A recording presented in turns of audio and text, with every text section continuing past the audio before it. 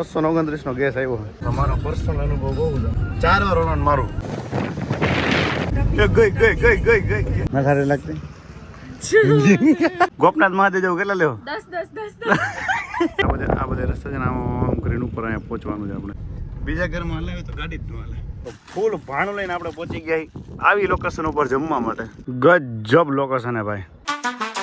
ગુજરાતી માં કહે ધવલ બાજા એટલે ટીવી બ્લોગ તમારા દિલમાં રાજા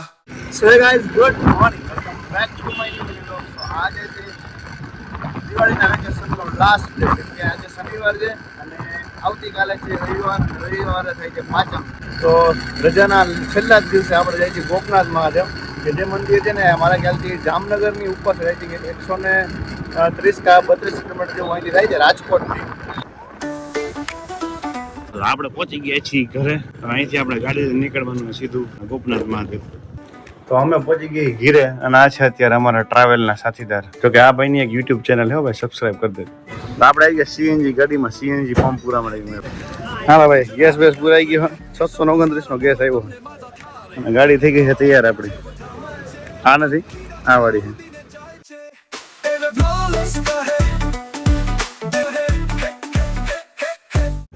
જો ભાઈ આ ગાડી રહી ને આ ગાડી ભાઈ ગયા પી ગયા ભાઈ નાગણી ની જેમ હલાવે ગઈ પાછો આવ્યો ભાઈ કાંઠે પોગે હે ને પાછા નીંદર માં જાગી જાય ભાઈ નાખી ગયા ડબલા ખટારો આવ્યો અમે ગઈ ઓલા હોન્ડા બાઈક વાળા લે ખરા આ ફાઇનલ છે હા ભાઈ મસ્ત ફૂલ ડમરી થઈ ગયા ચલો ભાઈ તો આપણે આવી ગયા સ્ટોપ લીધો છે એક હોટેલ આશીર્વાદ કરીને છે ગામ આવ્યું છે ભાણવડ પહોંચી ગયા તો આ કંઈક મંદિર છે તો અહીંયા થોડી ઘણા નાસ્તો પાણી કરીને જમી કરીને પછી નીકળશું અહીંથી સીધા આપણે જાવ ગોપનાથ મહાદેવ છે મેં તમને કીધું હતું પહાડ ઉપર મંદિર છે ત્યાં તો સીધા રસ્તામાં મળીએ ગામનું નામ છે મોટી ગોપ અને વસ્તી છે 429 હા હા બસ મજા નહીં આ રહા હૈ ગામનું નામ છે ગોપ હા અને વસ્તી છે 429 વાહ વાહ વાહ 429 વસ્તી છે હવે એક થઈ જાય એટલે 430 તો ભાઈ આપણે એવા જે અત્યારે છે ને જામજોધપુર તાલુકાના મોટી ગોપ ગામમાં કે જે ગામ છે ને આહિર સમાજ લોકોનું છે તો આ રીતનું કંઈક ગામ છે મોટી ગોપ આપણે આવ્યા છીએ હવે અહીંથી છે ને અહીંથી આગળની બાજુ આવે છે પેલું ગોપનાથ મહાદેવનું મંદિર કે જે પહાડ ઉપર છે મારો સીન ન આ દેતા કાં નખારે લાગતી હાલો તો આપણે જઈએ ત્યારે ગોપનાથ મહાદેવ તો એની હેતુ આપણે રિક્ષા તો કરવી જ જોઈએ તો આવી ગઈ છે રિક્ષા બેન રિક્ષાને કેટલા લેવા ગોપનાથ મહાદેવ જવું બેન હા બોલો ભાઈ ગોપનાથ મહાદેવ જવું કેટલા લેવો 10 અમે 5 જણા અહીં હાલશે ને હલાવી લેવો ને બેર દેવો ને હા એ બાજુમાં બેસી જાજો ને રિક્ષામાં તો ગેસ પૂરો થઈ ગયો આપણી ગાડી લઈને જાય હું કે આ બેનને કઈ આવડતી નથી રિક્ષા તમારે આવું છે તમને લઈ જાય આવું જ પડશે ને ક્યાં જાશે નો આવું હોય તો કાંઈ નહીં રિક્ષા લઈને આવો તમે નિરાત ગેસ ભરાવી ચલો ભાઈ તો અહીંયા દર્શન કમ્પ્લીટ કરીને આપણે જઈએ સીધા ગોપનાથ મહાદેવ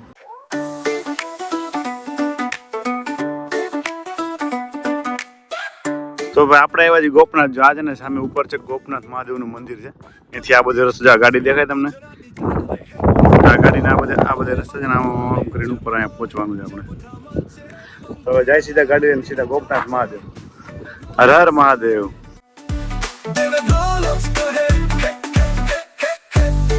મારી દુનિયા કહે કેમરીનો શંકર એકમાં ફાયરદાર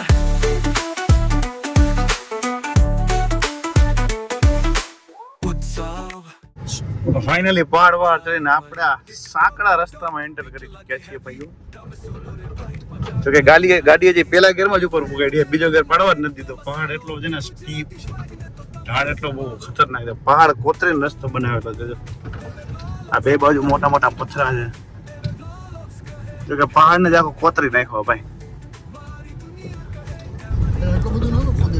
ટાયર એટલા સ્લીપ થાય ને પેલા ગેરમાં જો પેલા ગેરમાં હલાવી તો ટાયર સ્લીપ થાય બીજા ઘરમાં હલાવી તો ગાડી જ ન હાલે ડ્રિફ્ટું મરાઈ ફાઇનલી એમાં સામે ગાડીઓ આવે છે જો અહીંથી આમ સીધા આવી જાવ સીધા ઉપર નીચે જઈને ઉપર વહી જાવ પથ્થર પગાડીને ધર્મશાળા ભાઈ ગજબ વ્યૂ ભાઈ પવન અહીંયા નીચેથી એવો આવે છે ને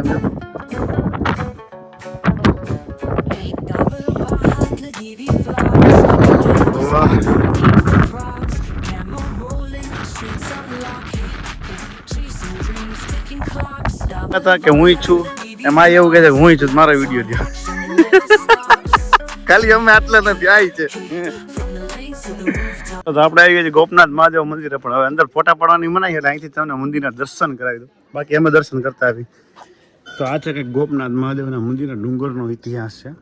તો ડુંગરના ઇતિહાસમાં એવું છે કે છે ને ભમાસુ નામનો એક રાક્ષસ હતો જે ખૂબ બળવાનો હતો કે જેને છે ને કૃષ્ણ ભગવાન જેમ કે દ્વારકાધીશે છે ને એને યુદ્ધમાં હરાવ્યો હતો અને આ રાક્ષસ છે ને 16,100 રાણીઓને છે ને કેદ કરીને રહેતો હતો તો હરાવ્યા પછી 16,100 રાણી કૃષ્ણ ભગવાનને અરજી કરે છે કે હવે અમારું શું ત્યારે કૃષ્ણ ભગવાન એમ કહે છે કે તમે મારી દાસીઓ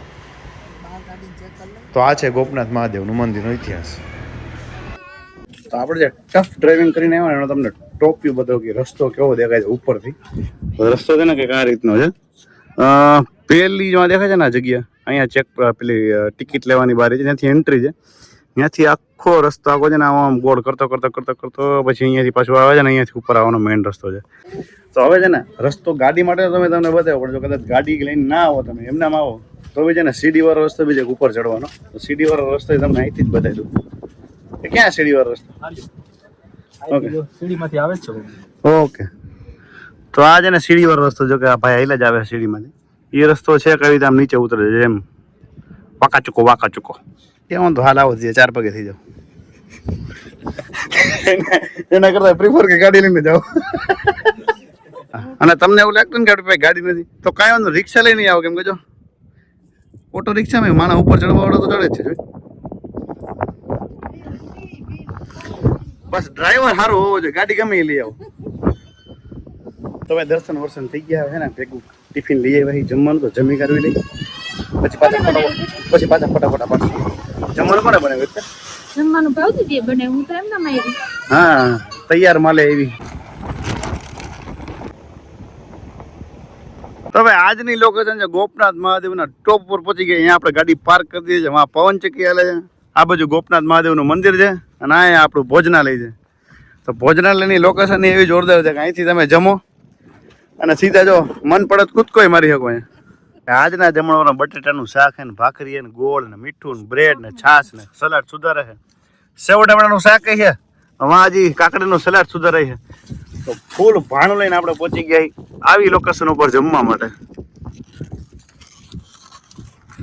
હાલો હવે પેલા પેટ પૂજા ફિર કામ દૂજા બરાબર ને વિમલભાઈ 100% હા જમણવારની યાદી અલગ રહેશે ઓકે તો આ યાદી અમે કરી લઈ તમારે કરવી હોય તમે રૂબરૂ આવજો જમીન મળ્યા આ ભૂરો થોડું બોલે પણ બહુ ચકાચક બોલે એ ભૂરો જ બહુ બોલે છે હા ભૂરા તો ભાઈ બોલવાની સિસ્ટમ હવે ચાલુ એટલા માટે થઈ જાય કેમ કે બધાના પેટ ભરાઈ ગયા તો હવે પેટ ભરાઈ ગયા તો અંદર રહેલા બધા શબ્દો બહાર નીકળી ગયા બરાબર ને તો ભોજનાલય થઈ ગઈ છે પૂરી સનસેટ તમને દેખાતો જશે કેવો જોરદાર દેખાય છે તો સનસેટ જોઈ થોડી વાર ફોટા બોટા પાડી પછી જઈએ સીધા આપણે ઘરે પણ જો ઘરે જવામાં રસ્તામાં સિત્સર નામનું ગામ ચાકા જેવું આવે છે જો શક્યતા રહી તો સિત્સરે તમને દેખાડશું ચાલો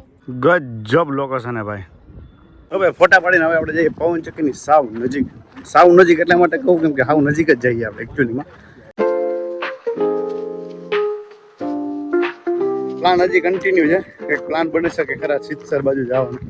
હવે નીચે ગાડી ઉતાર્યા પછી ખબર કેવું અંધારું થાય ને કેટલાક વાગે અને અત્યારે વાગ્યા 6:30 છીએ ને આપણે સજી ગોપનાથ મહાદેવના પર્વત ઉપર જ ઊભા છીએ હા આપણી ગાડી આપણે અહીંયા સુધી લઈ આવ્યા હતા આ પડી આપણી ગાડી હવે કમ્પ્લીટ ભાગી સીધા નીચે રસ્તો તમને બધા પાછું નીચે ઉતરવાનું ઉપર આવવાનો રસ્તો તમે જોયો તો નીચે ઉતરવાનો રસ્તો એ જ છે ભણાવ કેવું છે પેલા ચડતા હતા હવે નીચે ઉતરી ગેર તો પાડવાનું નથી લીવર દેવાનું નથી ગાડી એમનો લઈ જવાની તો ભાઈ અત્યારે છે ને આ રસ્તો ખરેખર આવવાનો હમણાં બનાવે એવી રીતના હજુ આવી રીતના આખો છે ને પહાડ ને કોતરેલો છે આખે આખો પહાડ ને કોતરીને આખો રસ્તો બનેલો છે અહીંથી બધી ગાડીઓ આવે છે હવે આપણો રસ્તો અત્યારે અહીંથી જ આખો નીચે ઉતરે આ જ રોડેથી આપણે નીચે ઉતરવાનું અને અહીંયા છે ગોપનાથ મહાદેવનું મંદિર ચલો તો આપણે ભાગી પાછા સીધા નીચે અંધારું થાય પેલા નીચે ઉતરી જાય એમ કે લાઇટ એટલી બધી વર્કિંગ નથી આછી લાઇટો પડે છે ચલો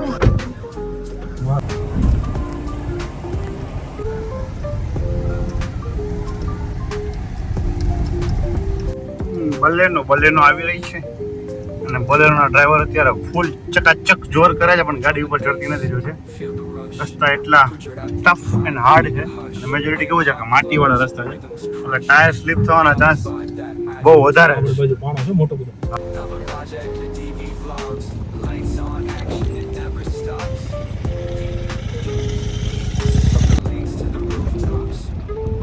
તો ભાઈ ધીમો ધીમો વરસાદ ચાલુ થઈ ગયો અને પાછા આપણે સીએનજી ગાડી છે એટલે પાછો પંપ પર પહોંચી ગયા સીએનજી પૂરા માટે ભાઈ. સીએનજી કા દુઃખ ભૈયા ગુજરાત ગેસ.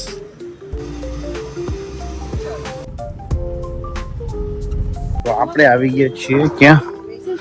સિદ્ધસર ઉમિયા માતાજીના મંદિર ઉપર. તો કે પોતા અંધારું થઈ ગયું છે એટલા બધા નજારા તો નહીં મળે બટ આ મંદિર પ્રોપર જોવા હે.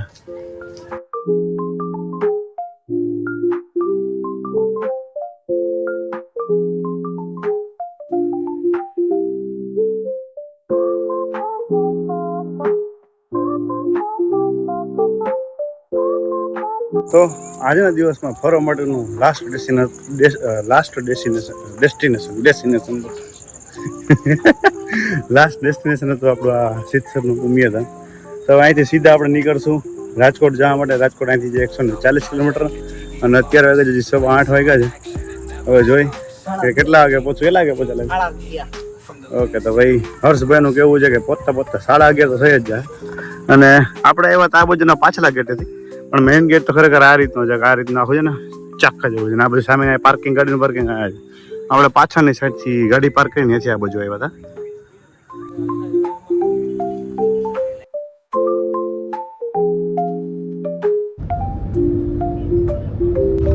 ચલો ભાઈ આપણે પહોંચી ગયા છીએ રાજકોટમાં. ઘરની નજીકમાં આપણે